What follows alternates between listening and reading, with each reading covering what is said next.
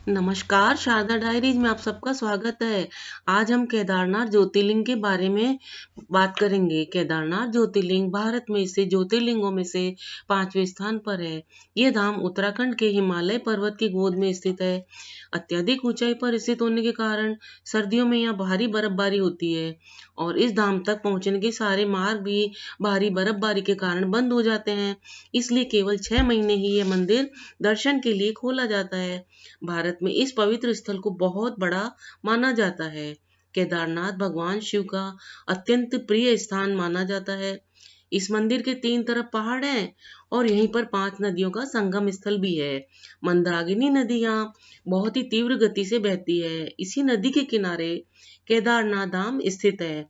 पौराणिक मान्यताओं के अनुसार इस मंदिर के पास ही केदारनाथ पर्वत है। इसी पर्वत पर भगवान विष्णु जी के अवतार महंत नर और नारायण ने तपस्या की थी। उनकी तपस्या से प्रसन्न होकर भगवान शिव ने उन्हें वर मांगने को कहा। उन दोनों की प्रार्थना से भगवान शिव उसी स्थान पर निवास करने लगे और वहीं स्थापित हो गए। भक्तों की इस मंदिर के प्रति बहुत अधिक श्रद्धा है। यहाँ लाखों की संख्या में श्रद्धालु दर्शन करने आते हैं। केदारनाथ ज्योतिर्लिंग की दूसरी लोकप्रिय घटना के अनुसार माना जाता है कि महाभारत की जीत के पश्चात पांडवों को परिवार के सदस्यों की हत्या का पाप लगा।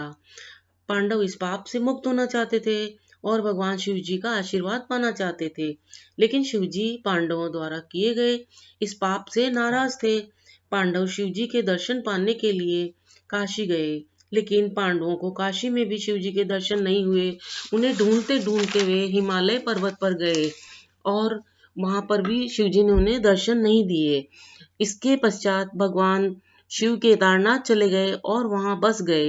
इधर पांडव भी अपनी लगन और उद्देश्य के पक्के थे और पांडव भी केदारनाथ आ पहुंचे।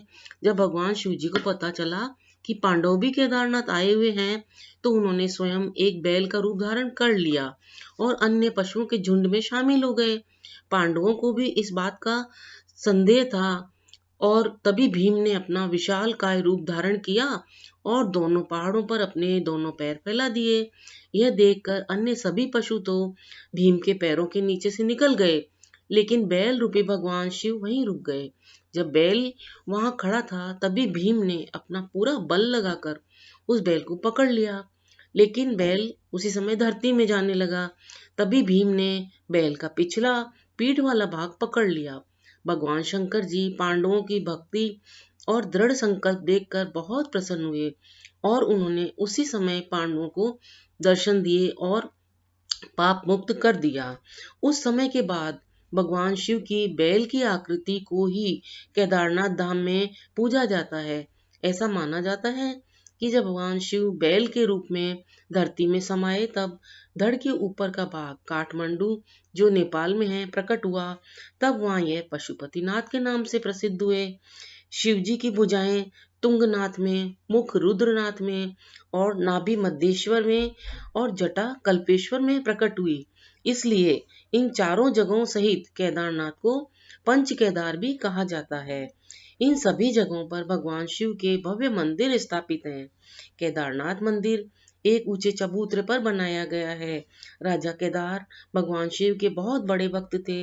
राजा केदार और केदारखंड के रक्षक के रूप में भगवान शिव का ज्योतिर्लिंग प्रकट होने के कारण यहाँ भगवान शिव केदारनाथ कहलाए और मंदिर के बाहर नंदी भगवान शंकर के वाहन के रूप में विराजमान है।